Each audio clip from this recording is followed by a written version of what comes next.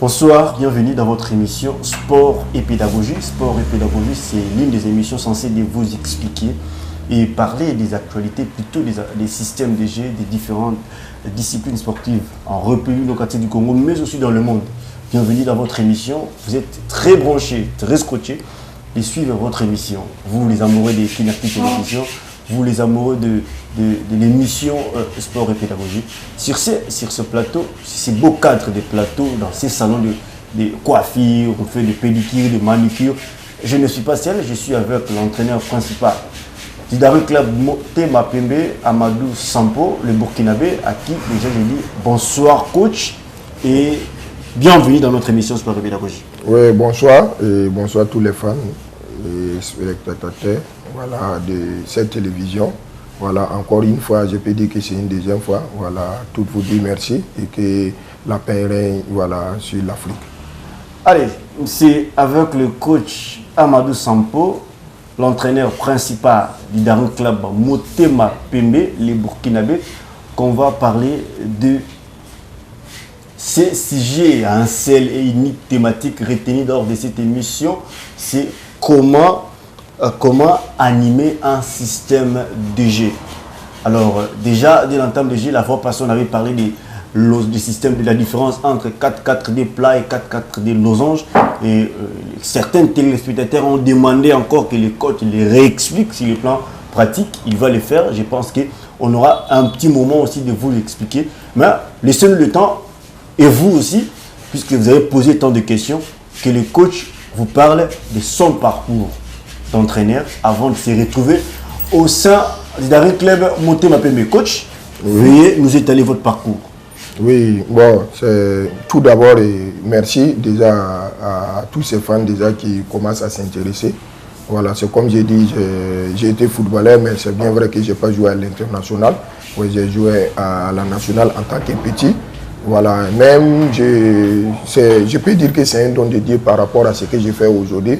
Puisque quand j'entraînais, j'étais avec la promotion de Moumouni Darano qui fit le meilleur buteur aussi des éliminatoires aussi de la CAN, Alassane Ouedraogo, professionnel, Mamadou Kéré, voilà l'ancien capitaine où j'étais, voilà, on était encore très jeunes, ça on était des minimes.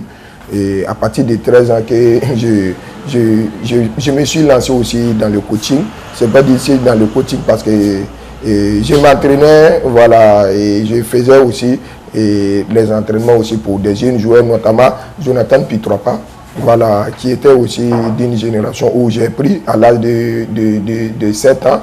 Donc vous voyez, déjà je jouais et je donnais aussi. Et c'est ça qui m'a amené encore à aller encore plus loin. Mais maintenant, les difficultés au niveau aussi du secteur en tant que joueur, voilà, autant à notre temps c'était un peu difficile parce que la maman m'a bloqué jusqu'à m'amener dans les provinces et tout. Et c'est ça qui m'a beaucoup freiné aussi dans mon élan de footballeur. Mais après je me suis jeté aussi pour continuer voilà, à donner aussi ce savoir aussi voilà, à ces jeunes joueurs.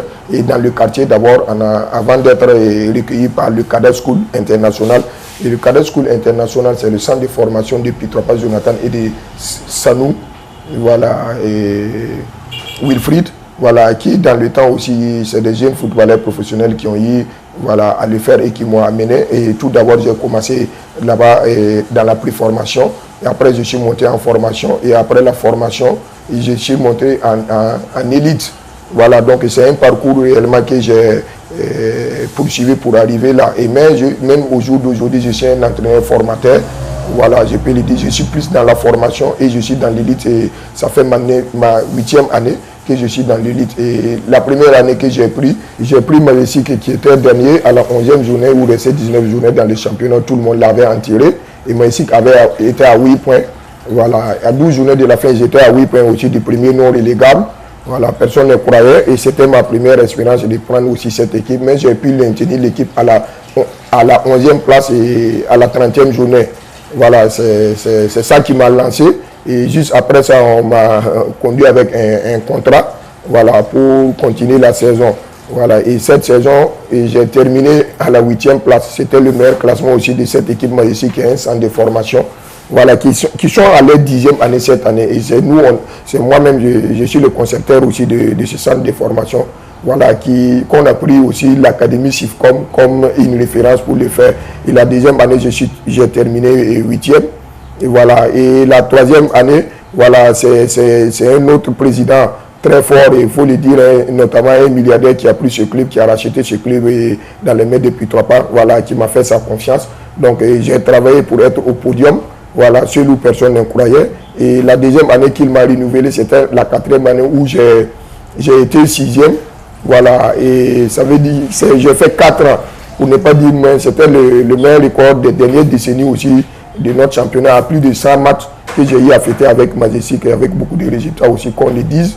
Voilà, et avec les Coupes du Faso aussi, que j'allais encore plus loin aussi. Et maintenant, juste après ça, je suis allé dans le club le plus phare et le club le plus populaire. Et c'est moi-même que j'ai choisi pour aller vivre cette pression au niveau de l'Étoile filante de Ouagadougou. C'était en 2019 où le Covid est venu tout emparer. Et il fallait renouveler pour aller. Et j'ai renouvelé avec beaucoup de difficultés, de tensions financières. On était après plus de 4 mois d'arriérés. Voilà, et à ce niveau, j'ai travaillé, il y avait le résultat escompté parce que c'était un projet de 2 ans que j'ai aimé pour pouvoir donner aussi, voilà, le résultat à cette équipe. Voilà, donc après, nous ne sommes pas entendus et moi, j'ai pris mes documents pour partir ailleurs. Il restait 2 mois de championnat et 8 journées où le RCK était malade. Et j'étais convoité par beaucoup d'équipes qui étaient dans une difficulté pour qu'on les sauve parce qu'on m'appelait les sapeurs-pompiers en ce moment. Voilà, et j'ai refusé carrément les 3 équipes, et c'est la 4e équipe qui est venue avec une politique et c'était le Cadero qui m'a amené. Il restait 8 journées où ils étaient derniers, ça n'avait plus quoi faire aussi pour pouvoir se maintenir, mais j'ai pris cette équipe là, j'ai pu maintenir le Cadero en espace de 2 mois, et c'est là maintenant on a fait un projet de 3 ans, et le projet de 3 ans c'était de ressortir avec le titre de champion, et j'étais obligé de faire un remaniement d'un groupe pour pouvoir faire face aux exigences, et j'ai fait cette équipe, et à la 5e journée, j'ai vu que cette équipe est capable d'aller chercher le résultat escompté avant les 3 années du projet. Donc, j'ai travaillé, j'ai cravaché dur, et la première année, j'ai été champion avec le RCK à 16 secondes de la fin.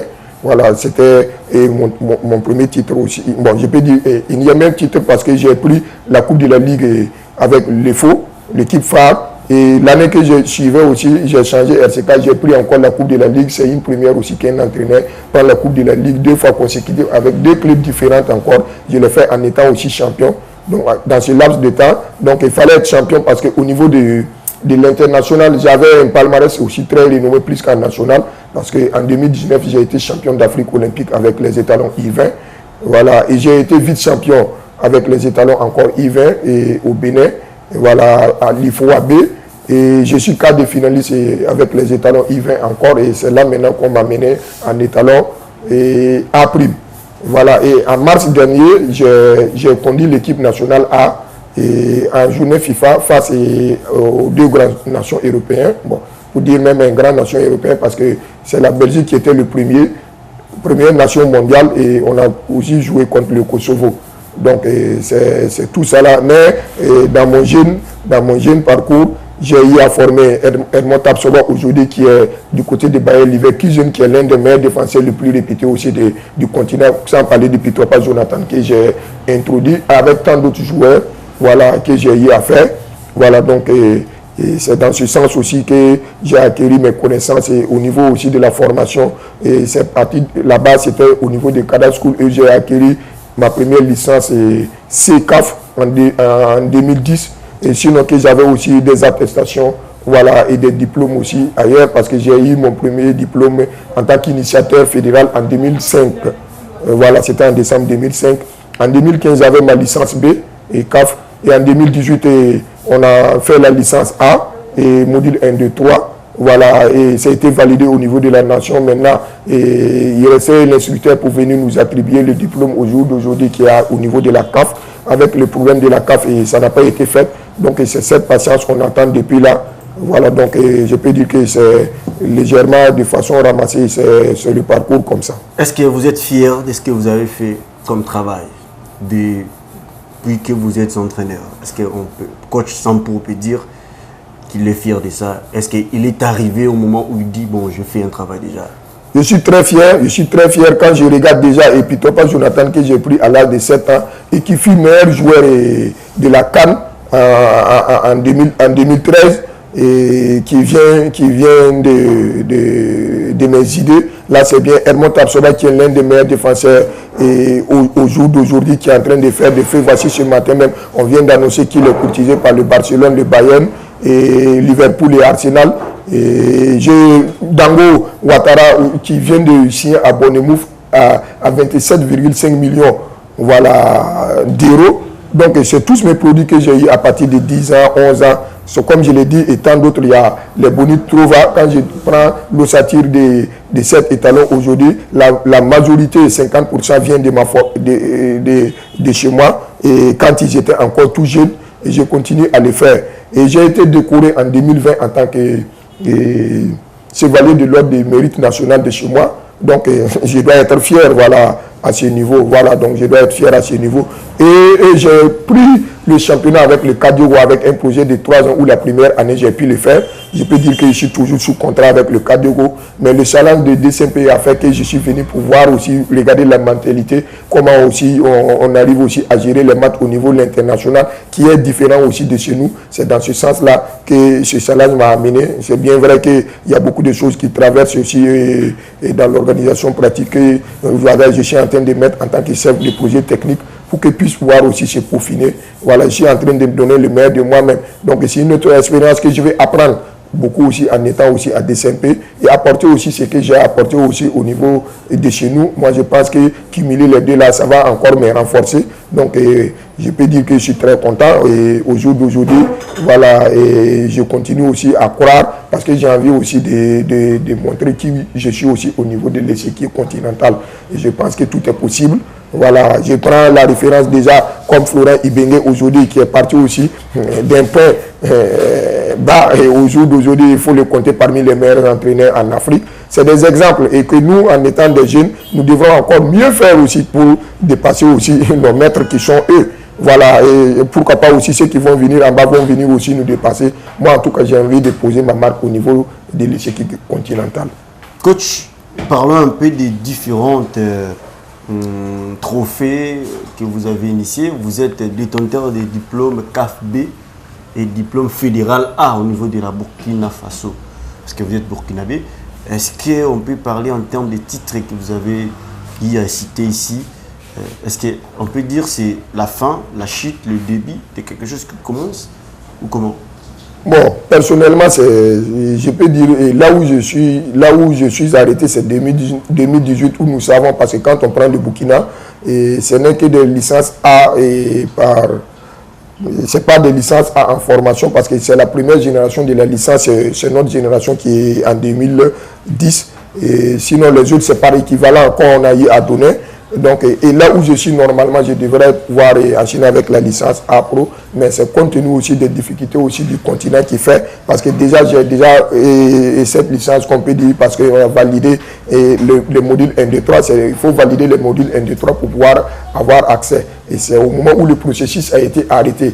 Je peux dire aussi que c'est ça qui fait aussi que nous n'arrivons pas à le faire. Moi, je suis très content déjà de ce que j'ai fait. Par rapport à cette formation, je n'ai jamais redoublé. Je n'ai jamais répété.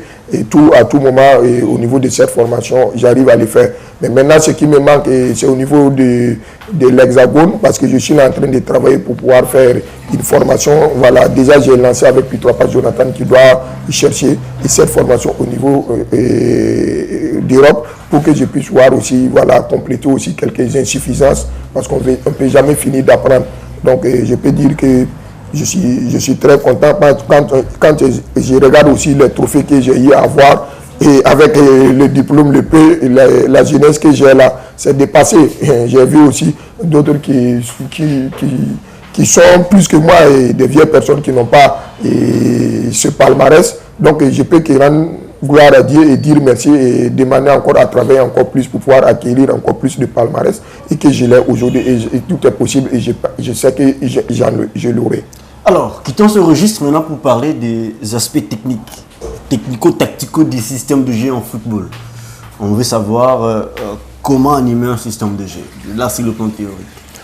Comment animer un système de jeu. D'abord, tout le système de jeu, ça dépend aussi du style de jeu de l'entraîneur et le projet de jeu que l'entraîneur va mettre en place. Voilà, et il y a plusieurs systèmes de jeu qu'on peut prendre. Et maintenant, le système de jeu, c'est les bases. Quand on prend un exemple, le 4-3-3, le 1-4-3-3, le 1-4-4-2, le 3-5-2. Bon, aujourd'hui, je vois plus de gens même qui travaillent dans des 3-6-1. Donc, ça, c'est des systèmes de base qu'on prend. Mais maintenant, dans l'animation diffère de ce que toi, tu travailles au niveau de l'organisation défensive, au niveau aussi de l'organisation offensive. Donc, le système de jeu, c'est une conception générale d'idées qu'on a mis pour permettre les gens de s'inspirer à base de ça et puis me faire dérouler maintenant en fonction des moments du match et en fonction aussi des moments aussi du travail que tu as. Donc, moi, je me dis déjà, le système de jeu, c'est la base. Voilà, de tout un travail d'un entraîneur où il doit se mettre et pour pouvoir s'inspirer et puis maintenant faire dérouler son projet de jeu ou son style de jeu qu'il admet. C'est ça le système de jeu. Et maintenant, c'est réparti en plusieurs parties. La plusieurs parties, bon, pour ne pas dire deux parties, il y a l'organisation défensive et il y a l'animation offensive. Comment maintenant tu dois animer et l'organisation défensive, comment tu dois te comporter dès que tu n'as pas le ballon et comment tu dois travailler. Et maintenant, c'est quel schéma tu dois utiliser par rapport à l'organisation défensive parce que ça varie. C'est bien vrai quand on prend un exemple, quelqu'un qui, je dis, joue en 4-2-3-1 et maintenant en non-possession du ballon, comment tu dois te retrouver. Est-ce que tu dois te retrouver en 1-4-2-3-1 ou bien tu dois te retrouver dans un autre système pour pouvoir booster les intervalles. Donc c'est ça déjà le système de jeu dans l'organisation défensive. Maintenant dans l'organisation offensive aussi, comment tu dois l'animer. Est-ce que tu dois l'animer dans des attaques rapides ou dans des contre-attaques ou tu dois les animer dans des attaques placées. C'est différentes variantes que tu dois les faire. Et tout aussi des fois, des périodes aussi et des résultats que tu as au niveau de la compétition. Donc ça peut se varier dans la contre-attaque. Mais il y a un domaine de prédilection de tout un entraîneur qu'il prend de base. Par exemple, moi, je prends les attaques rapides avec un bloc bien compact et en procédant pas de contre-attaque. Et au-delà de ça, j'ai des possibilités encore de travailler en attaque placée. Et par des moments où j'en ai besoin, où ne pas aller en rapidité et freiner aussi là et imposer le rythme. Donc je pense que en grosso modo, c'est l'animation des systèmes de jeu varie aussi des schémas d'un moment à l'autre. Je reviens lors du match ASV Club contre RCK de Kadioukou, interclub de la CAF, Ligue des Champions. Ouais. L'animation était comment? Bloc défensif, 4-4-2, 4-4-3, 5-3-2. Et comment vous avez animé votre système de jeu? Ma base, c'est du 1-4-2-3-1. Voilà. Et quand je parle le ballon, je suis à 1-4-5-1. Okay.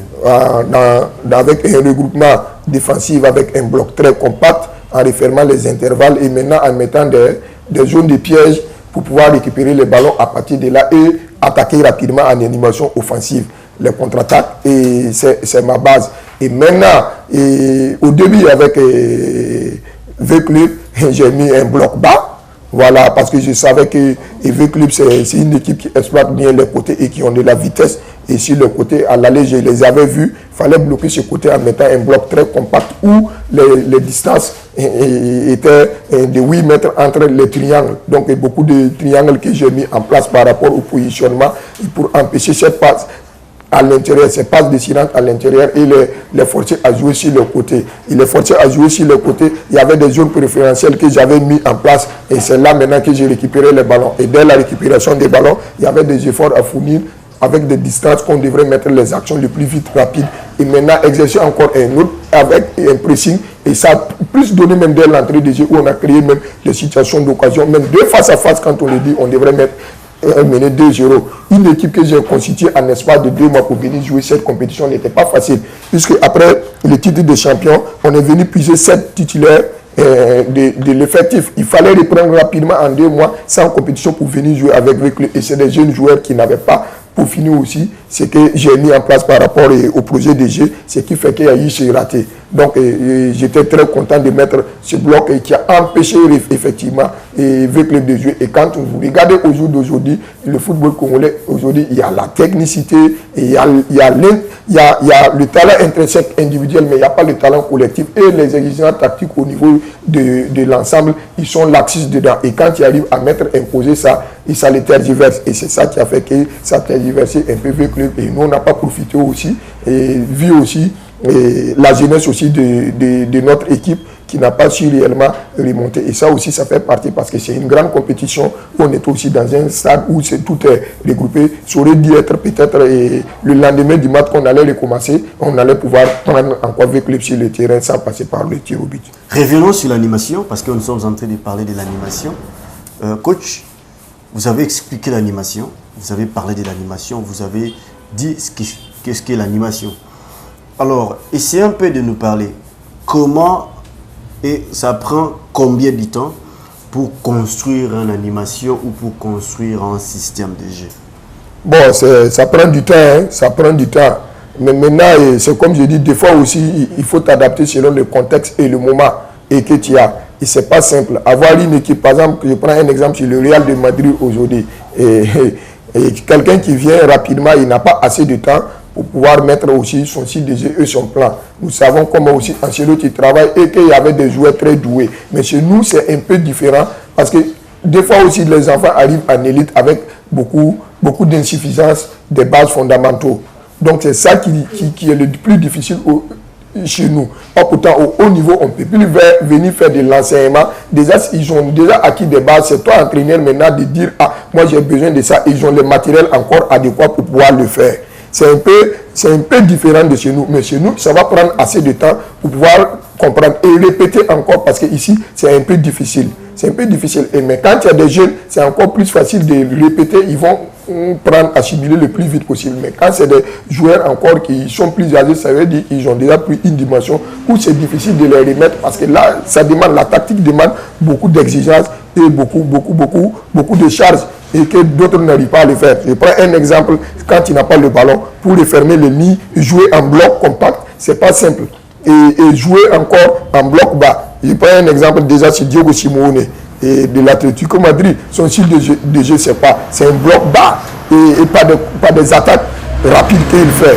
Mais c'est son style de jeu. Quand on prend Guardiola, il a son style de jeu où c'est l'attaque placée. Et ton style de jeu, c'est quoi? Mon style de jeu, moi je varie. Moi j'ai deux variations. Je joue le bloc, moi je joue en bloc médian. Bloc médian et des contre-attaques rapides. Et maintenant, les contre-attaques rapides que je l'ai dit, mon équipe doit être encore capable de placer comme le Bayern de Munich. Quand vous regardez Bayern de Munich, c'est une équipe capable d'attaquer le plus vite possible et encore de pouvoir le garder. Et c'est les tendances modernes du football. Parce qu'au jour d'aujourd'hui, les gens vont t'étudier par rapport à la contre-attaque que tu travailles, ils vont te bloquer sur ça. Comment tu dois faire maintenant pour les s'y prendre en attaque placée aussi, que tu dois faire et avoir la patience de dérouler, multiplier la circulation des joueurs, l'occupation rationnelle sur le terrain et comment centrer, attaquer dans le box. Et donc, c'est tout ça là qui fait moi mon style de jeu. Mais je suis plus dans la base du bloc médian et contre-attaque rapide. Ça, c'est carrément mon style de jeu comme ça. Alors, coach, puisque nous sommes en train de parler de l'animation, l'animation va aussi de pair avec la physique. Alors, quelle est l'importance de la physique chez un athlète? Maintenant, tout ce qu'on a dit par rapport à l'animation et par rapport au jeu, et tant que tu n'es pas prêt physiquement, tu ne peux même pas répondre à ces exigences. Tout d'abord, l'athlète, c'est l'état physique. C'est l'état physique qui est le premier élément important pour un athlète. Et si l'athlète n'est pas physiquement, s'il n'est pas bien préparé physiquement, il ne pourra jamais faire tout ce qu'on a eu à dire par rapport à l'animation.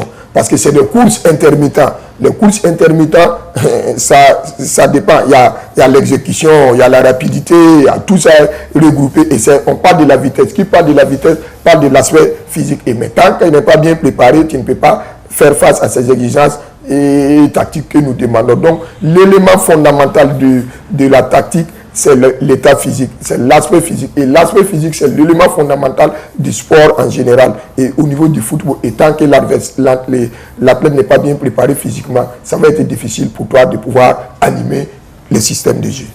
Difficile d'animer le système de jeu. Et comment faites-vous pour construire un système de jeu? C'est la conception, ça commence par la conception, les étapes, toutes ces étapes-là. Ça vous prend combien de temps en général? La conception d'un système de jeu, d'abord c'est l'organisation défensive. Okay. Tu dois travailler défensif. Comment défendre en jaune? Comment défendre en jaune veut dire? Défendre en jaune déjà, quand on dit de défendre en jaune, c'est le terrain où tu occupes par rapport au ballon et l'adversaire. Okay. Parce qu'il y a le terrain d'abord que tu dois exploiter. Tu dois te positionner comment? Parce que bon, si un adversaire doit marquer dans le but, c'est-à-dire que tu dois te positionner dans la zone pour que l'adversaire ne tire pas directement au but. Ça, c'est défendre en zone. Et maintenant, quand tu défends en zone, tu surveilles qui? C'est l'adversaire qui surveille. Donc ça, il y a la surveillance. Et maintenant, tu seras à la conquête de quoi? C'est à la conquête du ballon. Et ça devient à la troisième position. Donc défendre en zone, c'est d'abord avoir ce qui se passe autour du terrain, c'est l'exploitation du terrain, et maintenant l'adversaire est juste après le ballon. Et maintenant il y a cette situation. Défendre encore en marquage strict. Marquage strict, ça veut dire que vous n'avez pas le ballon et que vous savez que tu dois le marquer qu'il n'y a pas de l'espace. Ça, c'est le marquage strict. Donc, il y a deux situations de défense. Donc, nous parlons ça en termes techniques, la défense mixte. Défendre en zone ou défendre en truc. Donc, il faut que vous arrivez à avoir cette notion. Et maintenant, les aptitudes défensives, c'est individuel que tu dois progresser. Et comment défendre deux pieds plats, défendre à un pied, orientation de l'adversaire, comment tu dois récupérer le ballon sans faire faute, comment tu dois le cadrer et l'harceler pour qu'il joue derrière, pour qu'il ne joue pas devant. Et tout ça là, c'est toute une organisation d'ensemble. Non seulement il y a le pressing, il y a la défense en zone, et il y a le starter. Le starter aussi, c'est quand le ballon quitte au niveau de l'adversaire pour partir à un autre adversaire, ça, à quel moment tu dois anticiper pour prendre le ballon sans te faire prendre. Donc, sur tout ça, c'est une conception d'idée au niveau de l'organisation défensive. Maintenant, au niveau de l'animation offensive par rapport au système de jeu que tu vas mettre, et donner c'est la première passe d'abord qui est le plus important. Puisque la première passe, tu dois pouvoir le donner à ton partenaire qui est libre de tout marquage et de l'utiliser ainsi de suite. Et il y a l'occupation du terrain. Et parce que toi, en tant que possesseur de balle, tu dois avoir plusieurs types de passes. La passe en profondeur, et la passe latérale et la passe en retrait. Et mais plus ce qui est recommandé, c'est le jeu vers l'avant, la passe devant, puisque généralement les passes latéraux, c'est des passes qui sont des passes dangereuses et pour l'adversaire, et quand il est bien prudent et dans la zone pour te mettre dans un contre-attaque. Donc on privilégie plus les passes en profondeur, c'est-à-dire l'animation des jeux vers l'avant. Ça, on appelle ça du jeu vers l'avant.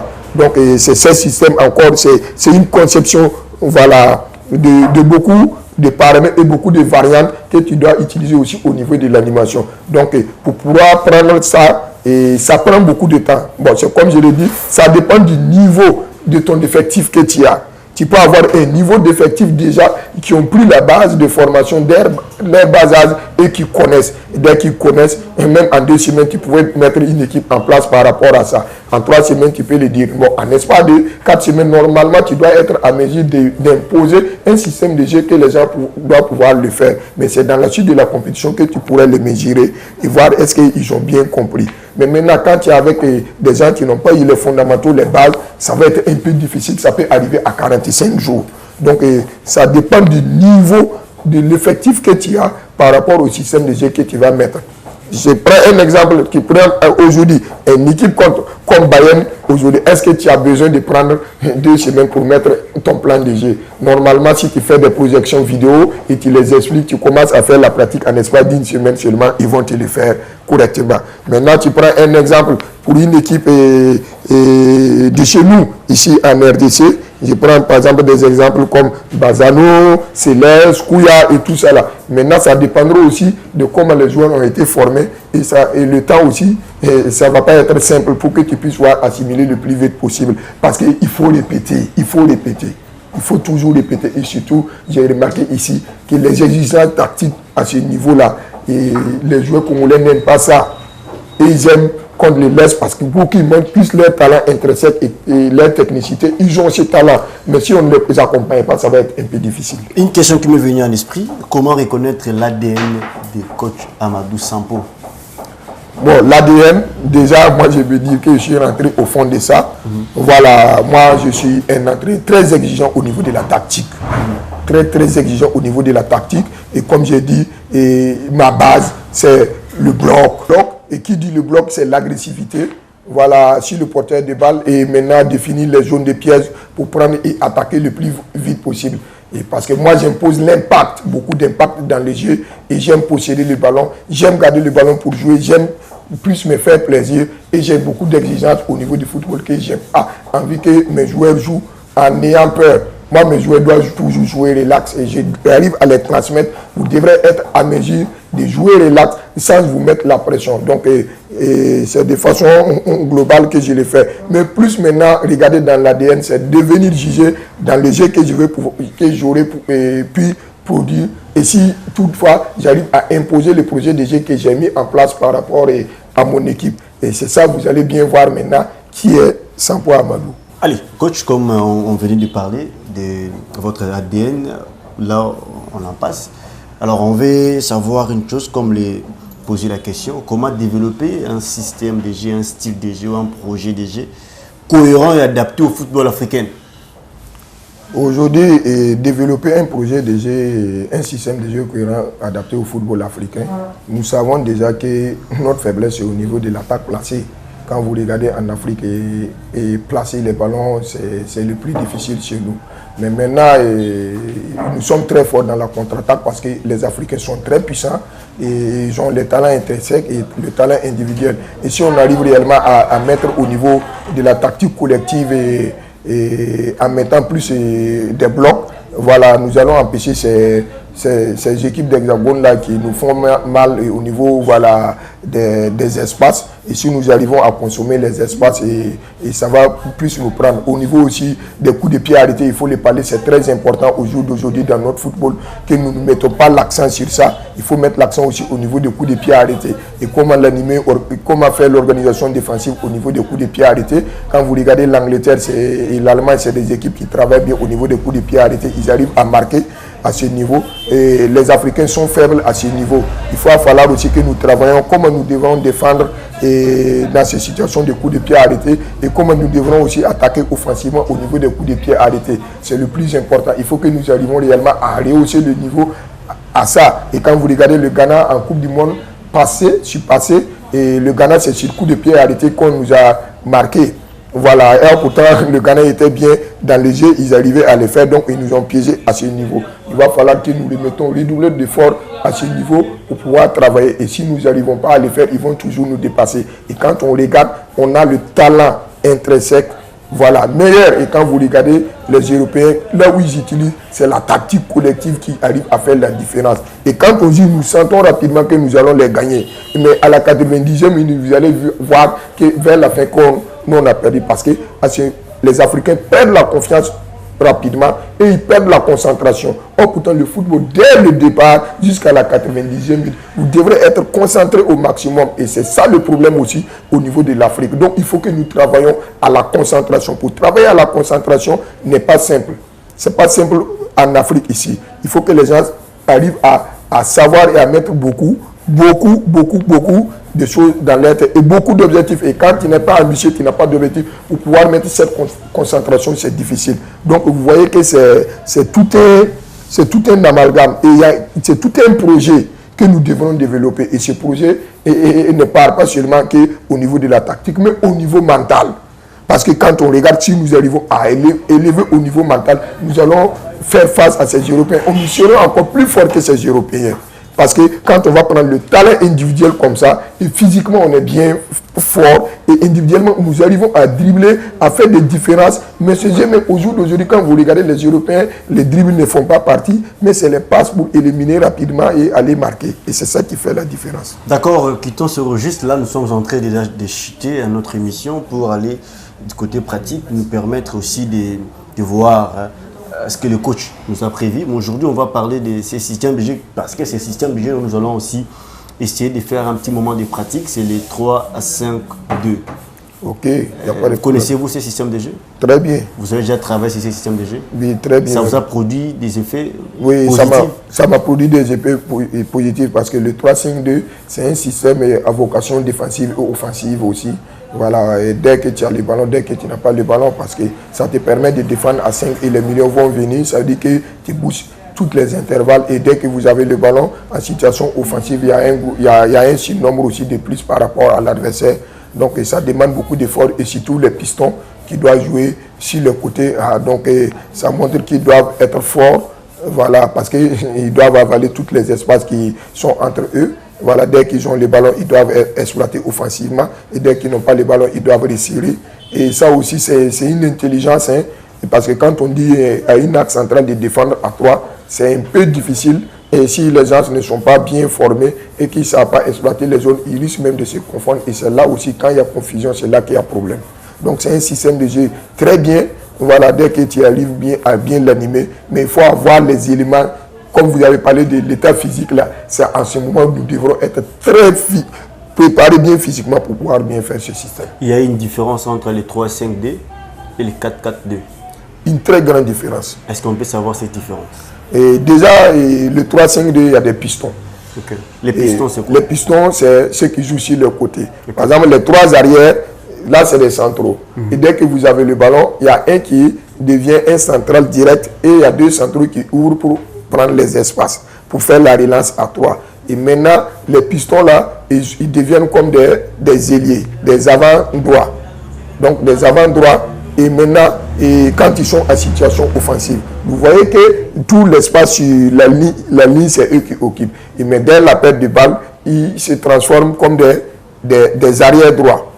Des arrières droits qu'on appelle communément des latéraux droits. Donc pour revenir les fermer. Et les 3 centraux qui s'ajoutent, ça montre déjà que cette ligne-là, c'est une ligne qui a fermé tous les espaces et empêche la profondeur. Et les milieux qui sont là vont pousser aussi les intervalles de passe qui ne pouvaient pas atteindre à la première ligne. Donc vous voyez déjà que c'est un système où c'est pas simple. Et c'est là, habituellement, tu peux mettre 2 défensives, soit un relayeur, un sentinelle, et mettre un milieu offensif, où tu peux jouer avec un milieu à 3 plats, et un sentinelle et 2 relayeurs. Ça, c'est milieu plat avec 2 avants. Et l'autre avant se transforme en menant des jeux dès que vous perdez le ballon pour recentrer à l'intérieur et empêcher l'adversaire de faire des passes déchirantes. Et ce sont ces passes-là qui arrivent à faire mal au niveau du football. Et si tu les mets à côté, c'est facile pour toi d'aller les bloquer sur le côté et puis récupérer le ballon. Donc le système de 3-5-2, dès que vous êtes en situation défensive, ça devient 5 défenseurs. Mais dès que vous partez en l'offensive, les 2 avants qui sont là, avec les 2 pistons qui vont se transformer en avant, avec l'un des milieux, vous serez 5 pour attaquer. Et il y a un milieu relayeur qui est là encore pour aller s'ajouter à l'offensive, qui peut faire 7. Et le milieu sentinelle en recyclage maintenant, en cas de perte de ballon, pour pouvoir arrêter la transition de l'adversaire. D'accord. Là, nous sommes déjà pratiquement à la fin de cette partie théorique. Parce que le coach va essayer de nous démontrer la partie pratique, comme on a toujours les habitudes de le faire ici dans votre émission Sport et Pédagogie. C'est une émission, comme je l'ai dit, toujours en caractère enseignement, parce que le sport a aussi ses parties pédagogiques, a une partie aussi enseignement, que nous, on ne peut pas ignorer cela. Alors, vous allez suivre tout à l'heure une partie pratique où le coach va nous démontrer. Suivez. Là, nous sommes déjà là. Comme vous avez dit que l'émission Sport et Pédagogie est réservée à 2 parties. Il y a la partie pratique et la partie théorique. Là, nous sommes dans ce tapis. Ça s'appelle le coach Amadou Sampo qui va démontrer cela en quelques minutes, en quelques secondes pour nous permettre à conclure notre émission. 1-3-5-2. Et le système 1-3-5-2, comme on doit l'animer, voilà, c'est le système de base, le positionnement de base. Donc, on a le gardien de but, on a la première ligne. La première ligne, c'est des axes centraux, donc c'est 3. La deuxième ligne, c'est les 3 milieux et puis les 2 pistons, qui constituent les 5. Et maintenant, la 3e ligne, qui sont les 2 avants. Et maintenant, comment on doit l'animer? Tout dépendra aussi du style de jeu de chaque entraîneur. Et maintenant, la base de ce système-là, c'est la solidité défensive. La solidité défensive, c'est au niveau des centraux. Et dès que vous êtes en situation de relance, c'est-à-dire que vous relancez à 3 à bas de l'arrière, où les centraux ouvrent pour devenir comme des arrières droit et arrière gauche, c'est-à-dire les latéraux qu'on appelle communément. Et c'est ce central qui est considéré comme un milieu défensif, des fois en situation de jeu, où ceci-là devient des centraux comme ça. Vous voyez comment ça progresse pour faire sortir le ballon. Et maintenant, le milieu se dispose, il occupe rationnellement le tireur. Et regardez comment le système devient. Le système même devient, on peut parler de 4-4 de losange. Vous voyez, là, l'arrière droit qui devient comme trop part et l'autre central devient comme un milieu défensif. On voit un système de losange qui se produit même dans le fonctionnement du jeu. Ça peut encore se varier d'une autre situation où c'est lui qui ouvre, l'axe central au milieu le s'ouvre et lui devient comme un latéral, lui devient carrément comme un ailier. Et ça, on part avec un système de 4-3-3. Donc vous voyez comment c'est où un piston devient un ailier et l'autre piston devient comme un latéral. Et il y a beaucoup de variations et beaucoup de sorties de balles par rapport à ce système qu'on met. Je reviens encore et sur la base. Le système peut se jouer avec deux milieux défensifs, dont un sentinelle, un relayeur avec un meneur de jeu, comme on peut le jouer à un milieu à 3. Et c'est un milieu à 3 où on va appeler encore une ligne de 5 au niveau du milieu. Et maintenant, ça dépend de comment tu vas animer offensivement. Celui qui doit aller à l'offensive et celui qui doit couvrir et celui qui doit travailler dans la transition.